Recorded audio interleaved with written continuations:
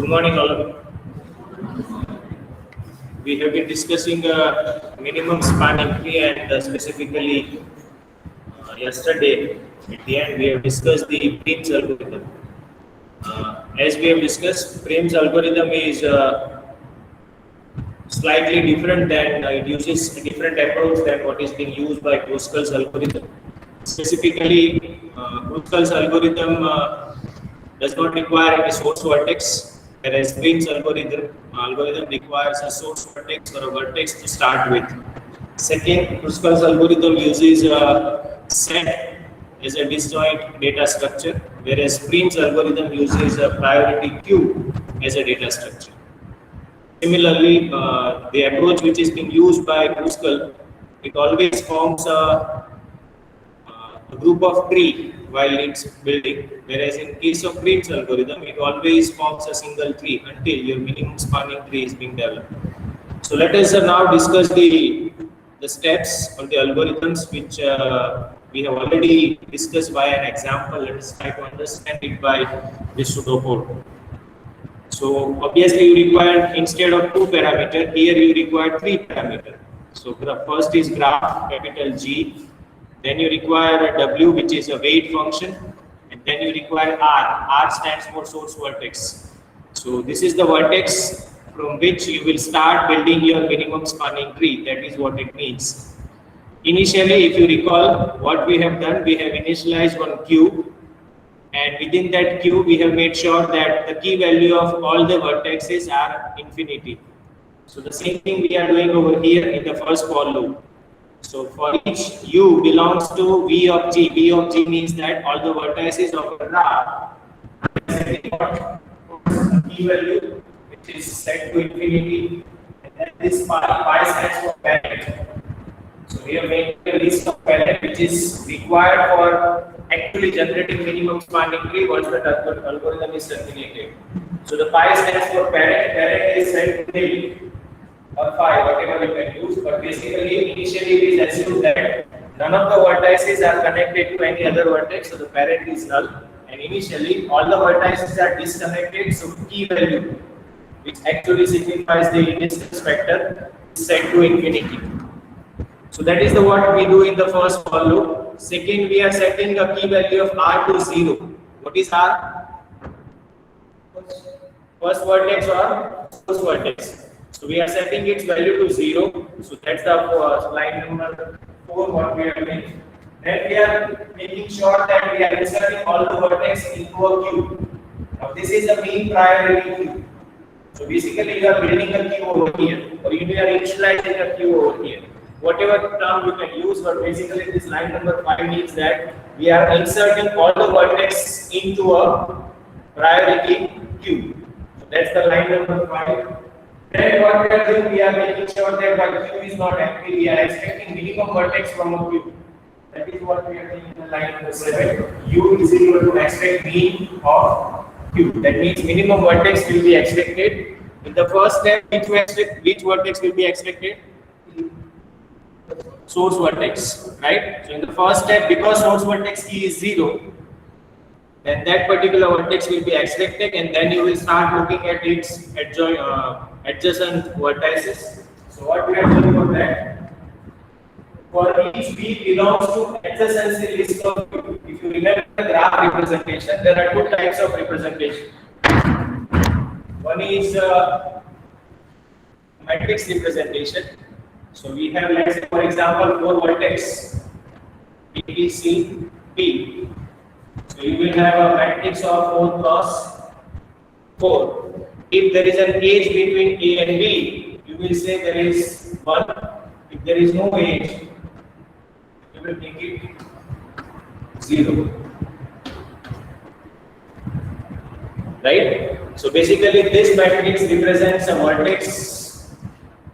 A is connected to C, it is also connected to D, because A is also connected to A, so there is a self loop as well, and B is connected to B only.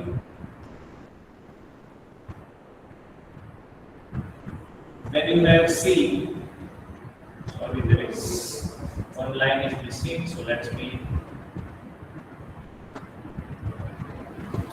right? Now C is connected to A, C is also connected to B, then you have D which is connected to A, connected to C, and connected to D. So this is one way of representing graph, which is called a matrix representation of graph. Here, if it's a weighted graph, that means now you will have something like this. Then instead of 1 and 0, you will write the exact weight. So what is the weight of self loop? So it is 4. What is the weight of AC? It's 3. Right? So this is how you will represent the what. Why do we require this representation? Because whenever you want to perform any operation on a graph, you can't give this figure as an input to your program. Right? You have to give something which can be understood and which can be used for the manipulations. So your program can understand only something like this, array or linked list. So this is called array matrix representation. With matrix is basically what? What is matrix in form of array? It's two-dimensional array. So whenever you want to give graph as an input, basically you are giving two-dimensional array as an input, and then you have to logic your program in such a way that it will semantically understand that this 4 means that there is an edge between A and its weight is 4. This 1 means that there is an edge between A and D and its weight is 1. So that is what it means. So this is one representation. There is another representation as well, which is called adjacency list representation. This was actually discussed in your data structure subject. We will again discuss the graph subject, graph topic, but this is important with respect to understanding this, so that's why I am discussing it. So let's say again I will have this graph.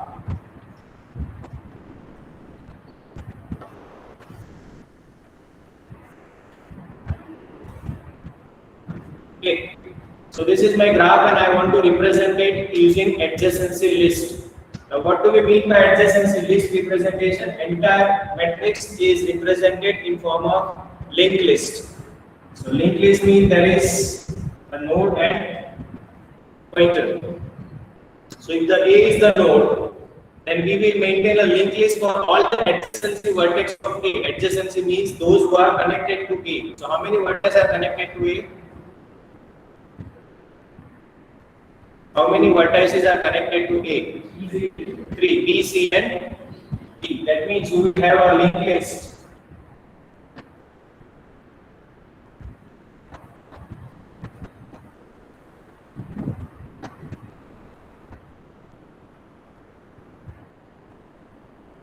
Right?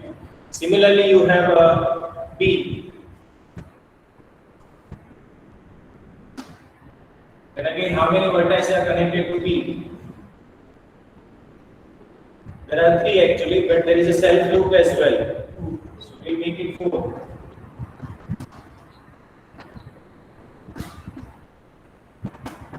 And order is not important over here. Whether you write C before B or B before C, it doesn't make any difference. Basically, it is a list which contains all the adjacent vertex of B. That means it contains a link between B to B, B to A, B to E, and B to C. Similarly, you represent it for C, and C is connected to B and A. So you will have a linked list which contains these 2 nodes. And then you have E which is connected to B and A.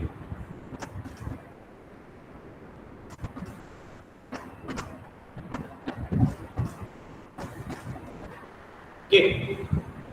So this is how you represent a graph in another way. Here we are using this way. So basically now you have this as something like an array, or you can have another list as well over here. So let's say now you have this as an array which represents, first represents the pointer to adjacency node of A, second represents pointer to adjacency node of B, like this. So similarly, what we are doing over here, we have extracted U, which is a vertex with the minimum key value. Now we are looking into adjacency list of U. Adjacency list A. What it contains? It contains B, C, and D. So that means for every other vertex which is connected to A, you are checking two things. First, if B belongs to Q, that vertex has to be part of Q, right? That is the prerequisite. Otherwise, it is being assumed that that is being processed. So now you don't require to process it again. So that is what we can check first. So V belongs to Q, and then we check what next. The weight of UV has to be less than key of V. V means another vertex. अगर ये weight, if the weight belongs to this two, if it is less than the current key value of D, then you will replace the key of D. So that's what we are doing. And replace the key of V with weight of UV, and also replace the pi of V. Pi means what? Parent. So again you will replace pi, that means parent, and you will also replace key value. Okay, and this process will be repeated till your Q is empty. Is it clear? So now let us try to understand the time complexity.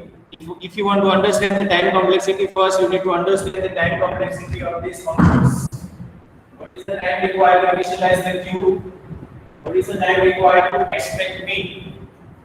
If we implement it using priority hit or binary hit, then the time required for inserting anything inside the hit of size n is LGN. LG means log n with the base 2. That is what we call LG.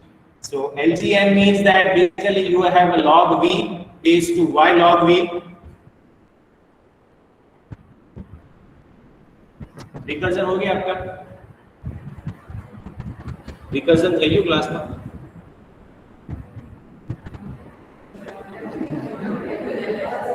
Your face says that it's done, but you don't understand anything about it, right? Something like that.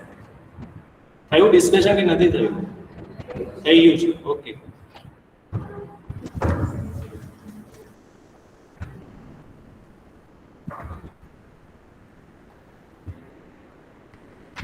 There is a mathematical foundation for binary tree.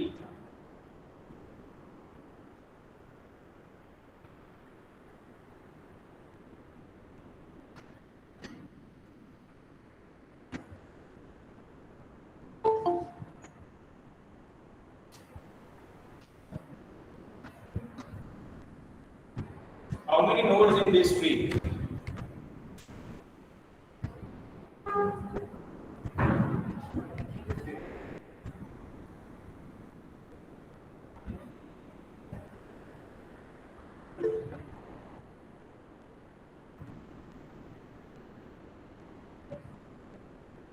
Right?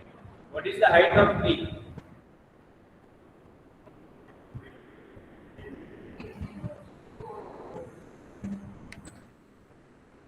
Okay. So basically, whenever you have n number of nodes in any binary tree, your height of tree will be LGN. Here, how many nodes? 15. Approximately it is 16, which is 2 raised to 4. LG 2 raised to 4. This is base 2.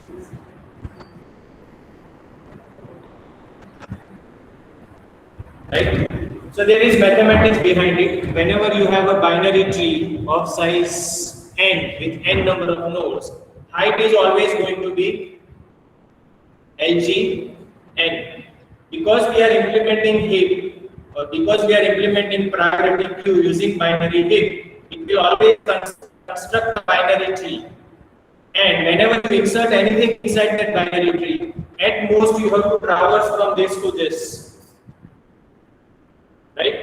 Whatever you want to insert or whatever you want to extract, at most you have to traverse from this to this. So that means the time required for maintaining this binary tree, either inserting something or extracting something, is LGN if there are n number of nodes. That's why the time complexity of priority queue or maintaining priority queue is LGN. So now let us understand first line. First, second, third. How many times this loop is going to repeat it?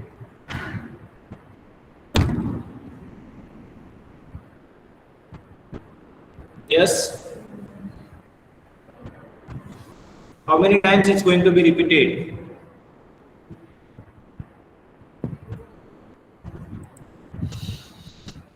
You have to see the terminating condition. What is the terminating condition? Yes, online student, you can also answer if you are listening.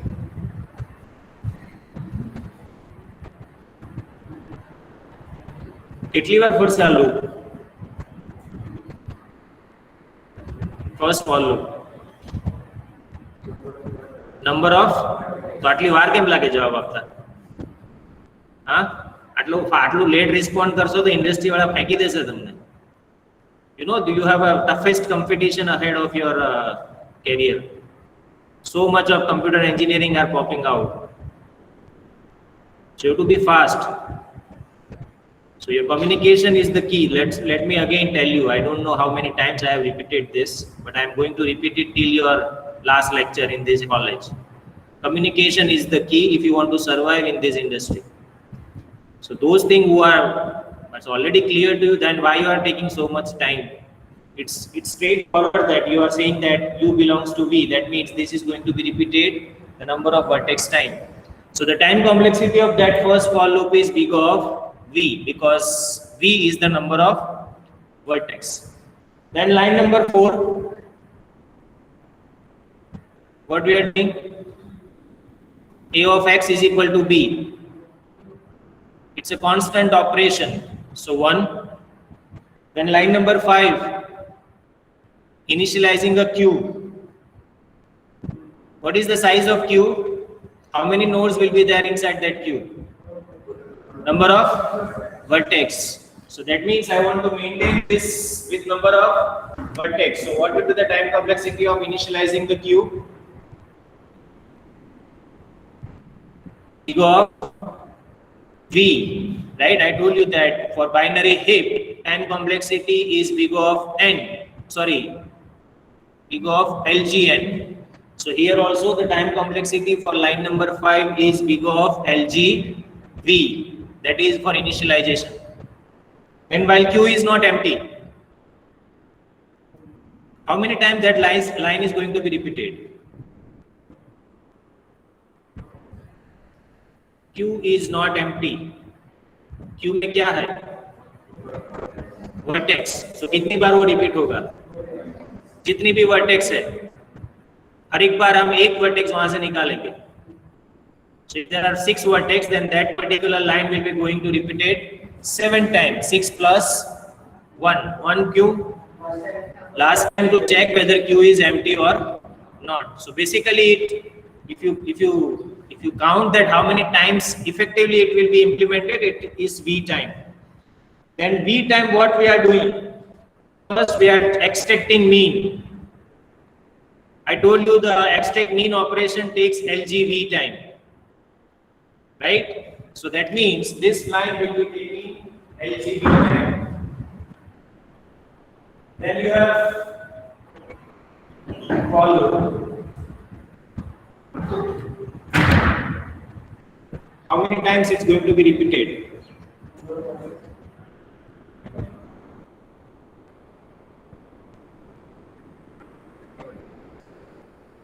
Number of edges. Now you may argue that number of edges will be different for different node. For example, if you extract in that graph, if you extract A, then A might be connected to 2 nodes. B is connected to 1 node. C is connected to 3 nodes. But here we are considering worst case. और worst case में क्या हो सकता है? What is the worst case? Worst case ये होगा कि हर एक vertex दूसरी हर एक vertex के साथ connected है.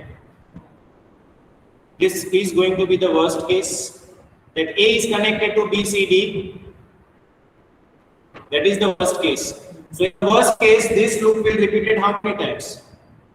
Whatever is your number of edges.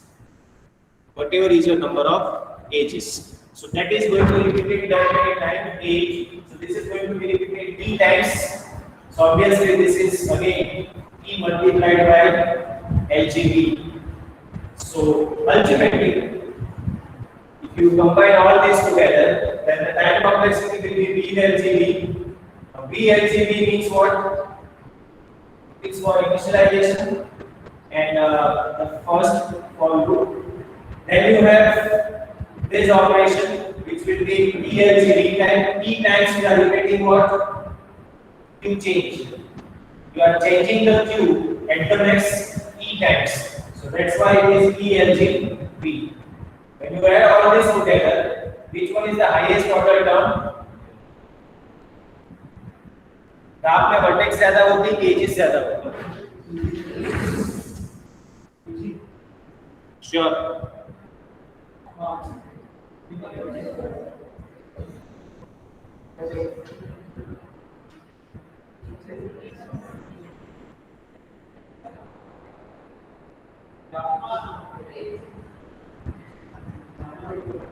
Vertex बता रहा हूँ, एज बता रहा हूँ.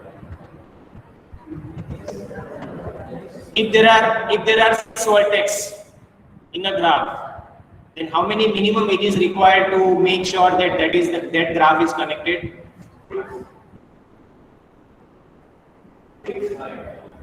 5 or 6? 5.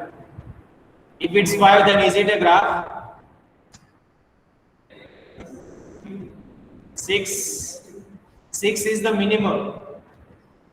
Remember, 6 is minimum. That means if you have a graph of V vertex, then what is the number of minimum edges required? The same as vertex. That is the best case. That is best case. But what will be the worst case? Something beyond 6. If the 6 is the case, then it's a best case. But अगर आप generally देखें, if you are taking into the consideration average case or even the worst case, then your number of edges is always going to be greater than number of vertex. That means E is always going to be greater than V. And that's why here between these two terms, VLGB and ELGB, you have highest order term as ELGB, right? So that is the time complexity of Prim's algorithm. Now we have time complexity of Prim's algorithm. Go back. It is ELGV. We also have time complexity of Kruskal's algorithm. It is ELGE. Then which one is better?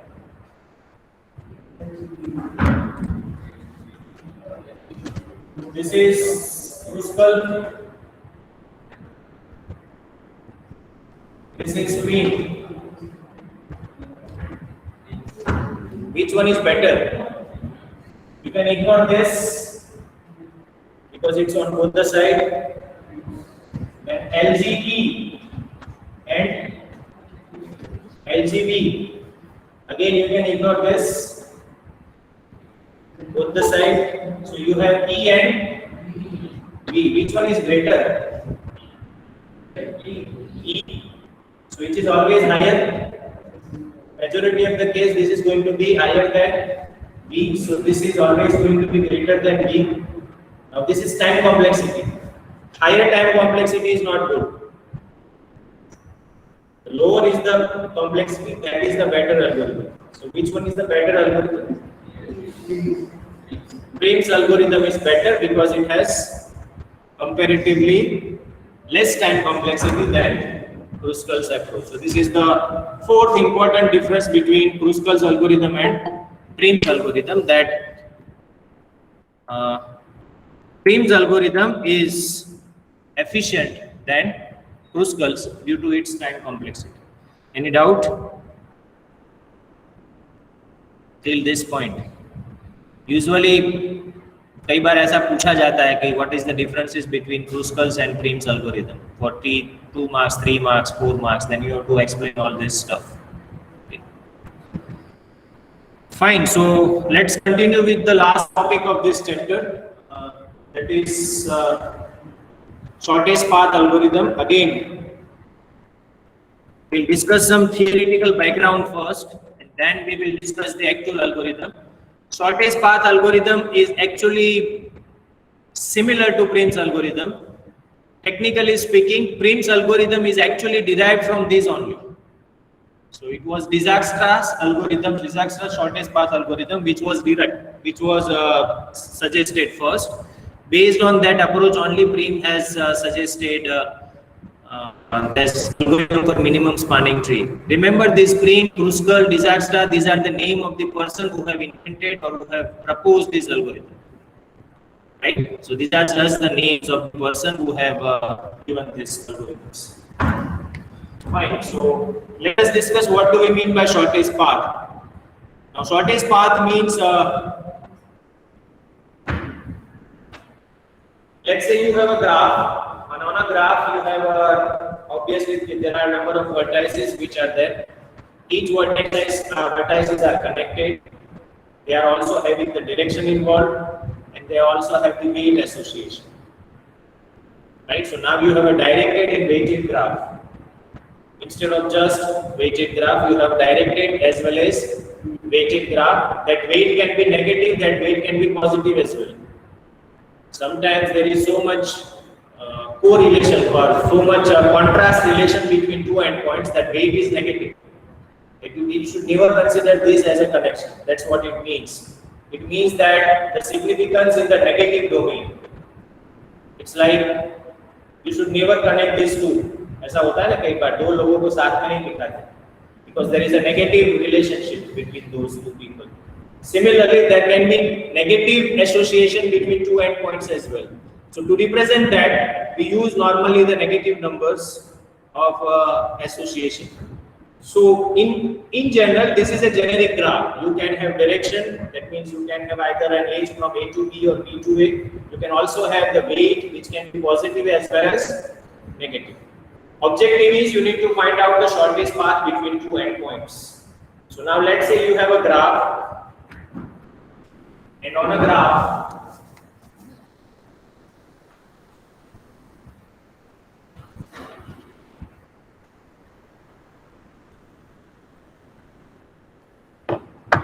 go to the next slide. I will take the same example.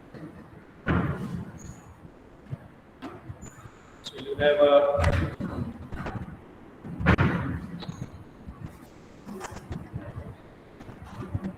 S C B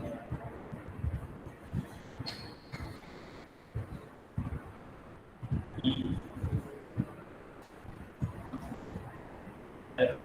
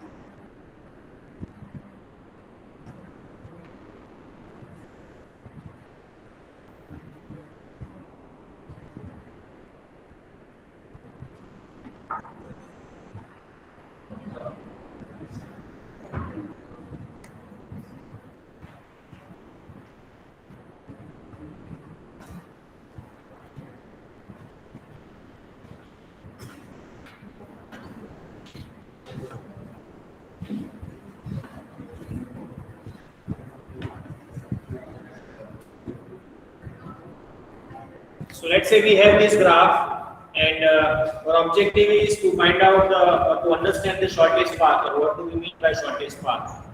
So we have a graph. Now there are a few properties of this graph. First, it's a directed graph. That means there is a direction involved with every edge.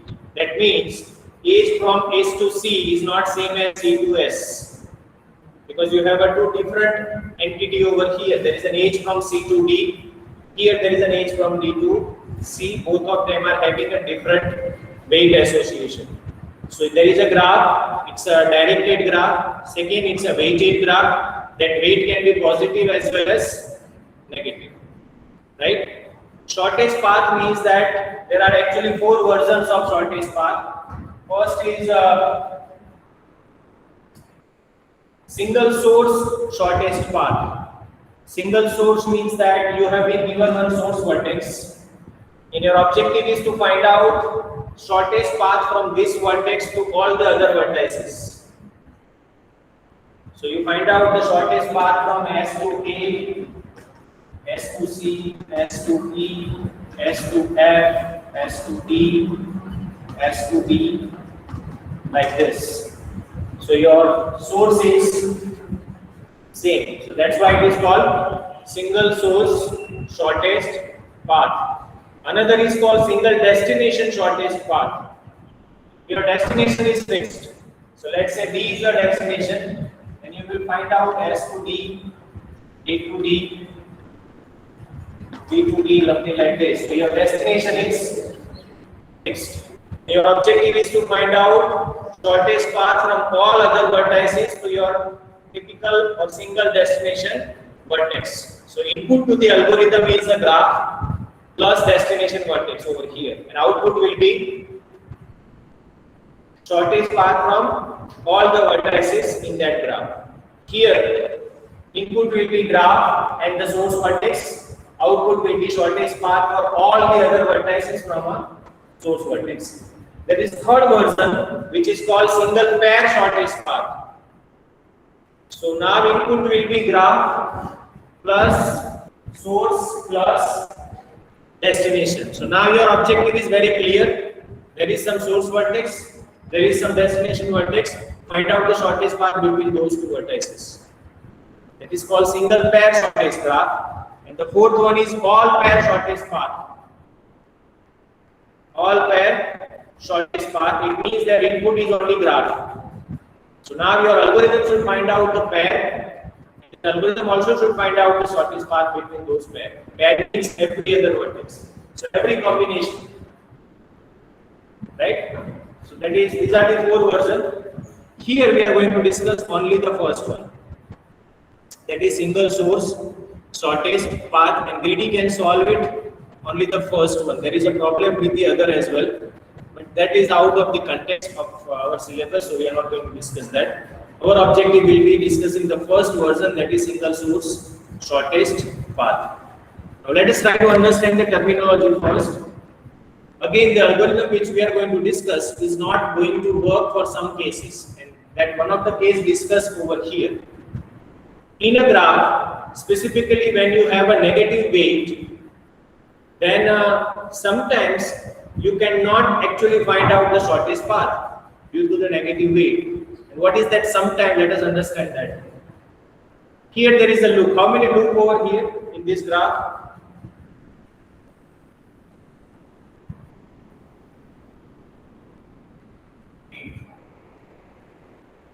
Remember, this is directed graph.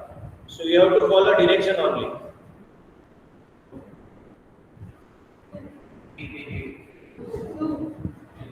I think it's 2. This one is first and this is second, right?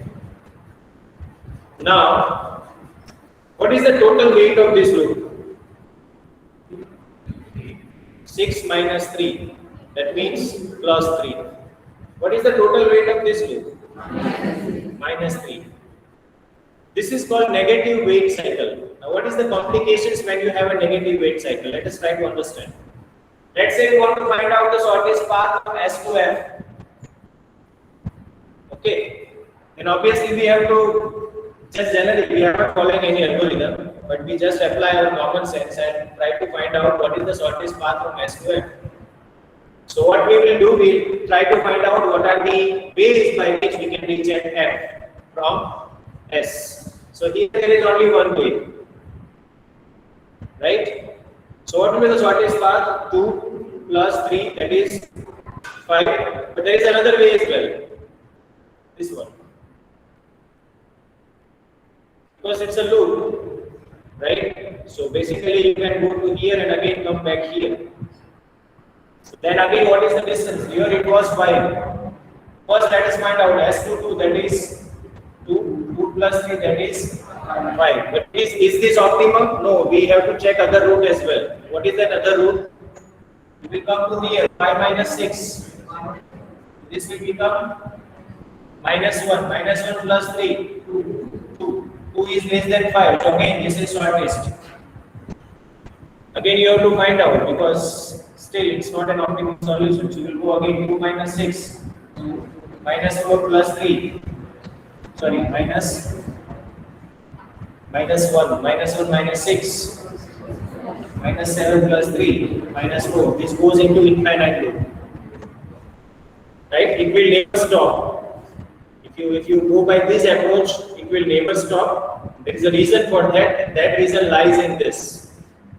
That it contains a negative weight cycle. So Dijkstra's algorithm, the algorithm which we are actually going to discuss, cannot solve this graph for shortest path because it contains negative weight cycle. You have to use something else. I'm not saying you cannot find out the shortest path in this, but greedy approach of suggested by Dijkstra is not going to work on this type of graph because basically this approach performs something which is called relaxation. Go to the next slide. Okay. So how the approach actually does? Basically, you have some sort of distance of vertex. Let's say you want to find out the distance for this 2. Then you have some distance for this from S. So you have 5 plus 6, 11. You have some distance, existing distance for this. So let's say 11 plus 8 is 19. But the point is this the only way to reach at G? No, you have this 3 as well. So basically you need to find out which one is the shortest path. So the approach which is being followed is called a relaxation. So it is trying to relax every edge. So here you have to relax this edge. You will simply say, if I consider this edge for my shortest path to reach at G, whether it's allowed to do so. How will you identify that? What is the distance of D? It's 11. What is the weight of DG? It's 8. 11 plus 8 is 19. Is this 19 less than the actual distance of D? If yes, then you will say that okay, this is the better way to reach at G. If no, you will say that okay, this is the wrong way to reach at G. G has already one way which is shorter than this one. So either you will select that edge, that means the relax that edge, that means by updating the distance. So let's try to understand from this perspective. Currently we have this setup. Now let us have S. This is 3 plus 2, 5. So now let us try to relax this edge. What is the distance of B? 5. What is the distance of G? 19. 19. What is the weight of BG? 4. If I relax this edge, if I consider this edge, then what will be the new distance of G? 5 plus 4, that is 9. Is 9 less than 19? Yes, it means that my distance of G should be 9. And similarly, parent of G should be B and not G. So this is called relaxation. For every edge, for 2 endpoints, you will check the total distance to reach at U, 5. Existing distance to reach at B, 9. Weight of UV, that is 2. So 5 plus 2 is 7 in this example on your screen. 5 plus 2 is 7. 7 is less than 9. That means that will be converted into this setup. Your parent of B will be changed to U. Distance of B will be changed to 7. But if it's a reverse case, and here you have 5 and there you have 6. 5 plus 2 is 7. 7 is greater than 6. You should ignore that. You should not make any change in the parent of that particular destination.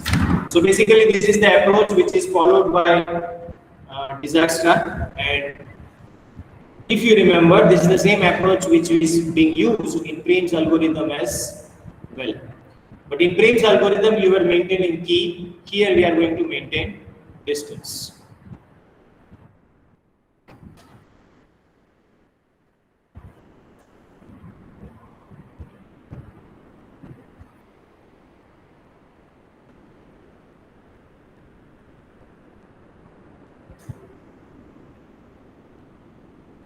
Okay, there is a query for relaxation. So again, I am repeating it. Basically, relaxation means that you want to check whether that particular edge is suitable for the destination vertex. In our case, the destination vertex is V. So whenever you are saying that you are relaxing that edge, it means that you are actually finding out whether the edge which you are considering is suitable for the destination vertex. How can you find it out? You have your current distance for the destination vertex. That current distance has to be greater than the current distance of source vertex plus weight of this edge. If that is the case, that it means that you have another option which is a better way to reach at the destination. So that is what we call a relaxation. Basically, this will be repeated sometimes. Okay, it's going to be again, we'll use the algorithm, or we'll be discussing that algorithm, but you need to understand that operation actually. It's a part of an algorithm. This is not an algorithm. If you try to understand that, this is what we do in that particular case. You have a function called relax, where you have three parameters, u, v, and w. U and v are two endpoints, and w is the weight between u, v. So what you are checking, if distance of V is greater than distance of U, that means the source vertex, plus weight of UV.